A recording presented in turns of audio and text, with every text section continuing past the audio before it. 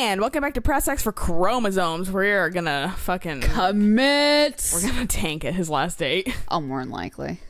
I know it involves mini golf. I know that much because of achievements. Yeah.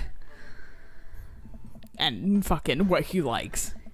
Matt and I have spent a lot of time together lately. After we went record shopping the first time, it sort of became a weekly tradition for us to scope out Final Fantasy VII for new releases. On quiet days, I'll go to the Coffee Spoon, just hang out with him. This is what I like too, because why don't they just name that for actually the Final Fantasy albums? Vinyl Fantasy. Perfect. That's right.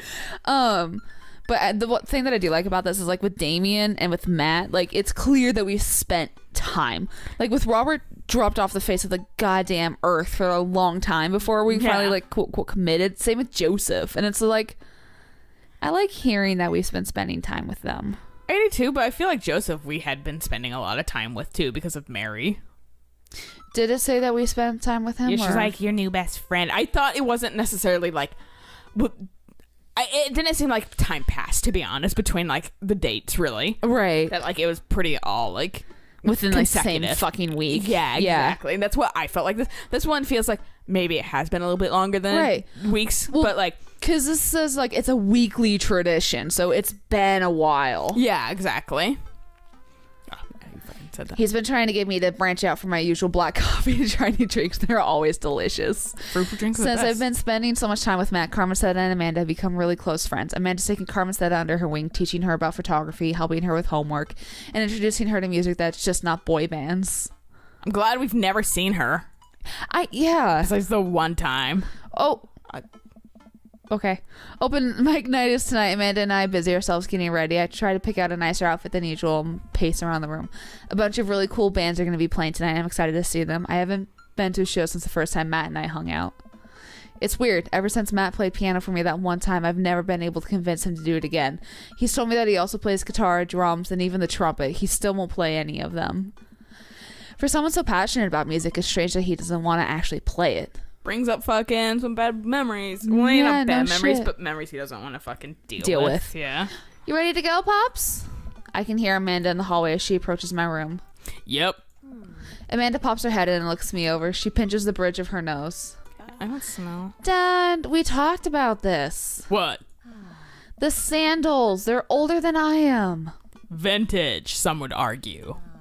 I thought you threw them out. Amanda, since when did you enroll in the Fashion Police Academy? Since when I became an art student, duh. Do you see my fucking jacket on my egg pin? Right. I have fashion. Right? I got kicked out because I was a loose cannon who didn't play by the rules. For example, you're not allowed to mix florals, but you totally can if you have a good eye for color. You're out of your jurisdiction, rookie. Amanda guards the door until I pick out a better outfit. Stop. Those sandals are going directly into the evidence locker. What the? It's the trash. I propose a compromise. I keep the sandals, but I won't wear them tonight. Then we have this exact same argument the next time I tried to pull them out. I guess. Come on, Dad. We gotta go. I've never been to the Coffee Spoon. I've never seen the Coffee Spoons so packed. I spot familiar faces from the pub concert, all sipping on their caffeinated beverages of choice. A couple people are setting up on stage. I don't see Matt, but I'm sure he's busy in the back. Amanda and Carmencetta find each other immediately and do their secret handshake, some complicated clapping with their hands, and then a big hug. I just think of the Sugar Pine 7 handshake. I'll fuck you up, I'll fuck you up, I'll fuck you up. I actually respect you as a human being. They're shaking hands. Oh, that's you. Oh shit, that's me. Albert. I turned to see Hugo see the dude. Hi, yo. Both of you. Where's fucking Aragorn? He's to be over here staring at us over a cup of goddamn coffee. Brooding. Yeah. Fancy seeing you two here. I am, as you know, a dedicated patron of the arts. Yes, we do know. I didn't think I'd be doing his fucking voice again, to be honest. It's a bit of a tradition between Damien and I now. Matt's open mic nights always seem to bring out the best talent in town. Sometimes it gets a bit odd, even for my admittedly eclectic tastes. Do the electric slide. You guys seen Matt around? Yeah, he was just helping that Pablo kid get some equipment out of his van. That kid. Whoa. Cross vacant veil. Cross is playing a set. What? It's a witch house. Damien's ears perk. How does his ears perk?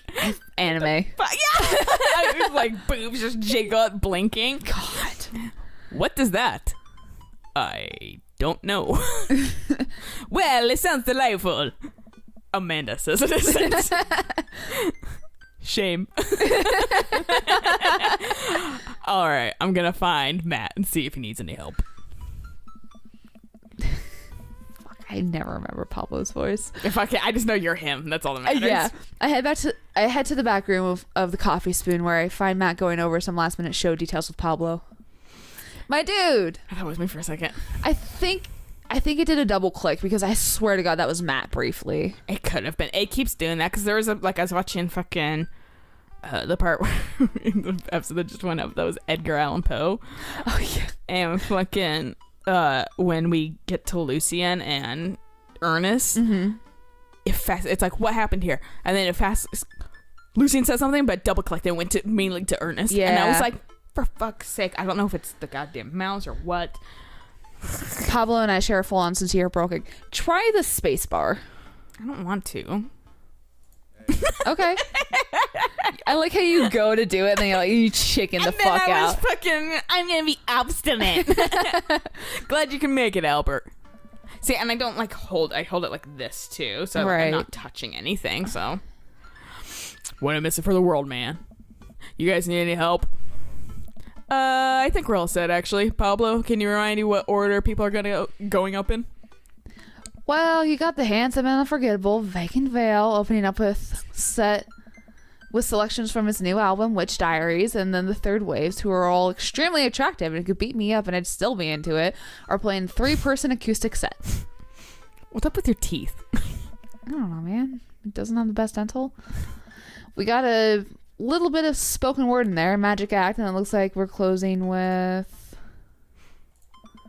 Jonathan Jones and the Speakeasy Choir. No, absolutely not.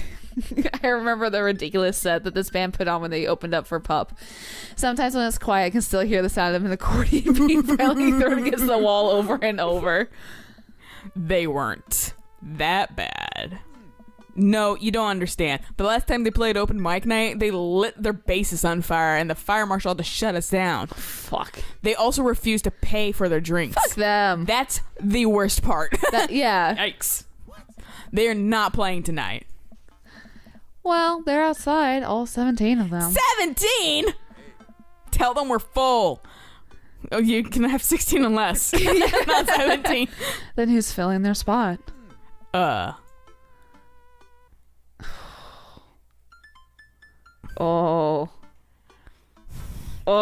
Fucking Christ. Do we push him or do we not? Should we maybe volunteer? We are helping out Matt. Yeah, let's volunteer. Okay, good. All right. Oh, man. I'll play. What are you doing? What? What would you even do? Stop talking. Close your mouth. Scamminess. I was like, Purple Rain. The Scamminess Manifesto is making a comeback solo show. I thought you didn't know how to play anymore.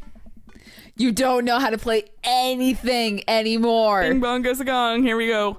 Ska comes to you in the hour when you need it the most, without fail. Also, I do like, I'm looking at their teeth. I like how Matt's, actually, they seem to be wider than Pablo's. Yeah. And I don't know if that's the skin contrast. But it's nice That to see. could be, honestly. Like, that. I mean, that's a very legit But they thing. don't have, like, perfect white teeth. I mean, no one does. No, that's the point. No one does. And it frustrates me in movies when it's like, Perfectly white. When they bleach the I've been teeth looking. shoved in mud, but my teeth are perfect. Oh, yeah, I hate that, too. Or this is medieval time, but I still have all 27 teeth, or however many teeth I mean, you that fucking one's have. hard to fuck up, kind of. So, like, you can't really entirely accurate on that shit anymore. Because like, what are you gonna do? Put a bulky mouthpiece in their fucking mouth? Fucking put charcoal on your tooth to black it out. Make it look super fake. Paint it fucking green screen it. Put a tiny island in there. Stop being so desperate to please your hot friend Albert. Is there a keyboard around? Oh no. And then Thursday will be your ultimate downfall. Yeah, I have one right here. Then it's settled. Dude, are you sure? No, I'm not. As sure as ska is generally played with staccato notes on the upbeat. Well, as long as nothing gets set on fire, it can't possibly be worse than Jonathan Jones and the Speakeasy Choir. Matt grabs me by the shoulders and stares into my eyes. Thank you, Albert. I owe you big time. Fucking stare into my eyes more. I settle back into my seat with Amanda and watch the show start. Spiraling like the snake from fucking Jungle Book. Oh, yeah. Yes, you're very welcome. The house, he's hypnotoad. The house is packed now with a few people even standing outside to watch. What have I got myself into? Or the fucking Cheshire Cat, even. Oh, yeah. Amanda, I may have made a mistake. Dad, if you bought a brand new pair of those sandals in hopes I would be okay with you wearing them, I swear to... I agreed to pull out my ska. No. Absolutely not. I had to help Matt. Dad, I love you and I support you, but we left ska behind for a reason. Look, it's either this or we're the splash zone for a group of 20 musicians all crying. I like how the number keeps going up. All crying at the same time for the sake of art. And I'm not being hyperbolic about the splash zone thing. They literally hand out ponchos. Somehow this is Forgot about that. the preferable option. I just have to play the thing. Play what thing? You don't know how to play any instruments. It's like riding a bike. You never forget. You just kind of suck. Just promise me you'll still love me after this. I promise. But I may have to change my last name and hope you'll understand. That's fine. I can wear sandals again. Of course. My new last name is going to be Fireblast. Nice. I love Amanda. it. Now turn into a dragon. Or maybe Cold Steel. Also nice. Also a good dragon name. Matt takes the stage to a roar of applause from the crowd. He grabs the mic and addresses us all. Thank you everyone for coming out tonight. Matt's so nervous. And I'm so nervous. I can't stop staring at his mouth, and that makes me even more nervous. Will you play with me, Matt? Will you save me at the last I'm moment? hoping that's what's going to happen. Me too. We have a jam-packed roster of amazing local talent who you might already know or maybe have even seen before but would like to see again. And I'm rambling now, sorry. Aw, Matt. So let me just bring on a dear friend of mine who's making this his live show debut. No! Please welcome to the stage. Fake it, Val. Oh, thank God. Remember, because they're first. Yeah, but like dear friend, that's why I was like, no! Albert yells out, no! Yeah. The crowd cheers again and Pablo bounds up to the stage beaming. He sets up his 2 laptops and keyboards and launches into his set. Thank you, everyone. This one's called Witch House Never Dies and You're Next. Pablo hits the ground with a heavy, inaccessible synth bass, layered under drum samples and clips from his science fiction shows played in reverse. So probably Doctor Who.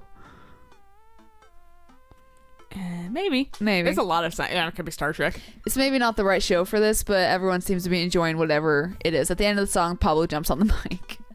Thank you to all the veil wearers who came out tonight. Oh my God. A portion of the crowd cheers. He has a fan base already? He has a name for the fan base? This is a first live show. You can buy t-shirts out of the trunk of my car after the show.